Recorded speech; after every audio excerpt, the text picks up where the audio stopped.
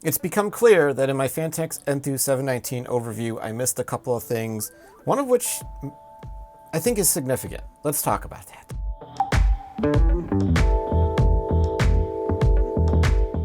So in my Enthoo 719 overview, I went over a lot of things that I thought were pretty important, but something has been brought to my attention, and I think it's a very good point. Now, I'm going to go ahead and read this off, maybe put it on the screen, we'll see. But Ecliptical wrote, the one thing no one talks about is AIO liquid cooling support for a dual system. I get radiators and fan support, but AIO liquid cooling for a dual system is limited from the looks of it. And I kind of wish people talked about this. There can also be a discussion about different types of radiator sizes with different locations and the options available with fans and hard drive bays that entails with it.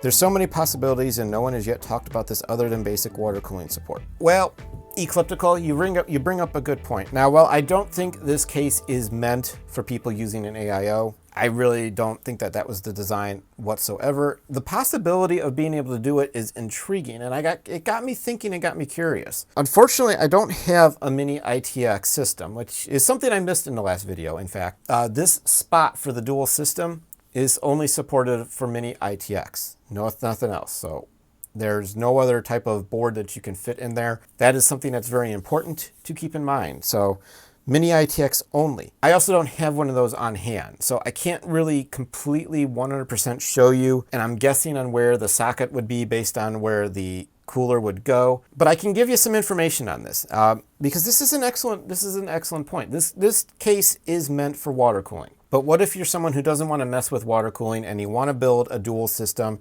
you want to cool both of them with AIOs? How are you going to achieve that?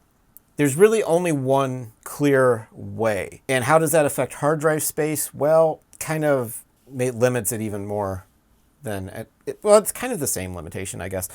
Anyway, let's get right to it. So if you have a mini ITX system in front here, and you have a discrete GPU. Now this is key. This entails systems that are going to require a discrete GPU. If you're using integrated graphics, this opens this up. And this is important because, let me grab my first contestant. This is the EVGA 240 CLC.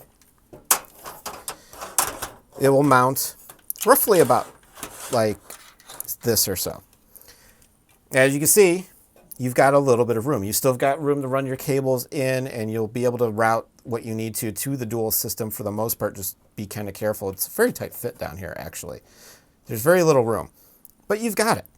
And you'll be able to run this system in this configuration. How well does that actually work? Well, let's pull this up, because this is going to be dependent. I'm just throwing this in there like this because I can. Now, this isn't going to work like this, but you can obviously flip it. This is really noisy. And circle it. And your tubing is going to be obnoxious, and that's going to be another problem. The tubing's actually almost too long, so I don't really know how viable this actually is. You'd have to kind of figure this out or maybe get creative. You could also, in theory, run a 120 or a 140 down here. 140 will only fit here. You could put a 120 here, a 120 there, but you run into another issue. Again, you're not really going to put a 120 here because it's barely going to reach like this. And even then, there's a lot of stress on those tubes. I wouldn't feel comfortable about this. Now, this works. You could, in theory, do this. But again, you're going to be crunching up these tubes. So bottom mounting isn't really going to be a good choice, in my opinion. Side intake for this bottom, again, we're talking about the mini ITX system right now. Side intake is pretty well out as well. There's just nothing that runs long enough to reach it. You need 400 millimeters. Now you could, if you could fit a 360, you might be able to stretch it. Let me get my 280. We'll pretend that this is a 360. But we're kind of in the same boat that we were before. Your tubing's kind of in the same spot. So you have to have long enough tubing. And that's kind of where I'm going with this discussion right now. It's all about tubing length. If you're running a system down here, you're probably going to find your most optimal spot to be right here. But you're going to need 400 millimeters of tubing. And he found, and I believe he actually goes into this. Let me look real quick.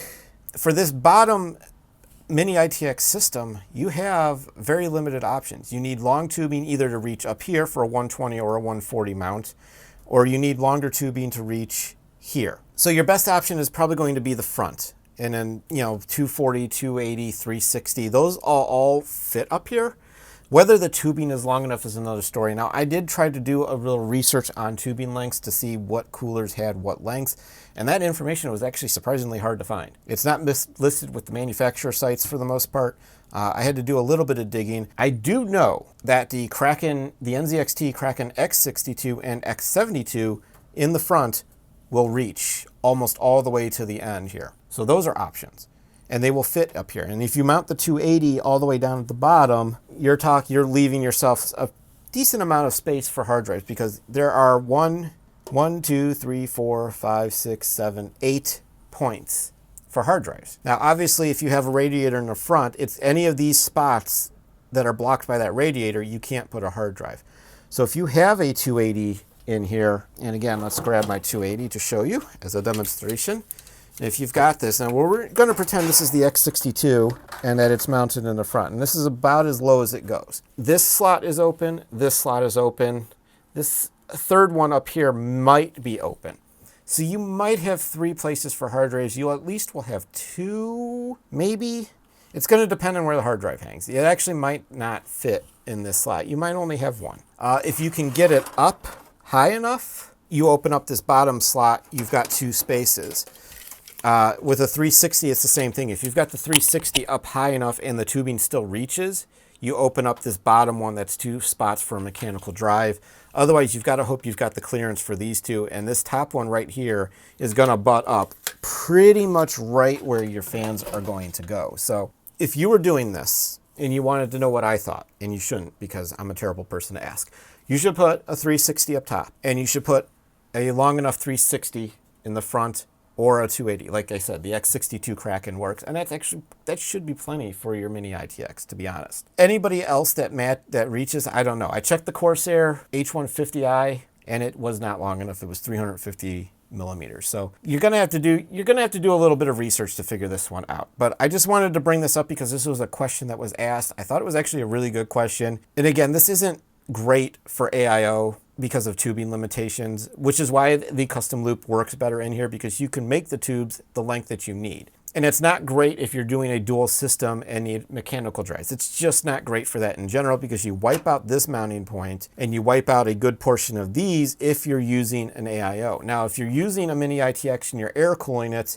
and you're using just a 360 up top, you've got this entire section open for mechanical drives. So the fans will mount in here without blocking your hard drives. So you can still use this as an intake with fans, as long as they're not like some super exotically thick fans that I've never heard of before. I think it can be done. And Ecliptical, I think you brought up a very good point, and I'm glad you brought this up. And maybe somebody out there will have already done this or is trying to figure this out and is going to do this. It's not going to be me. I'm not doing a dual system. I'm not spending money on a mini ITX system, and I'm not going and finding a 360. I can tell you the X72 Kraken is long enough. The X62 Kraken is long enough. If I find any more, I will post them in the description.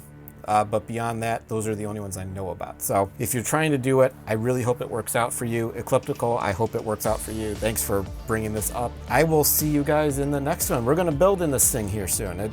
Tomorrow, actually. As a matter of fact, we are building in this, so stay tuned for that. That's going to do it, though, for this video. I hope this was informative and helpful, and if not, tell me why. If there were things that I missed, again, this is what I want. I want people to let me know. Ecliptical, I hope this goes well for you. I know you're trying to do this. I don't know if you succeeded or not, but best of luck to you, and I hope this gives you the information that you're looking for. So I will see you guys in the next one. I'm going to be building in this system, and the next time you see this case, it will be a new custom water-cooled system ready to go. So thanks for watching. I will see you guys in the next one.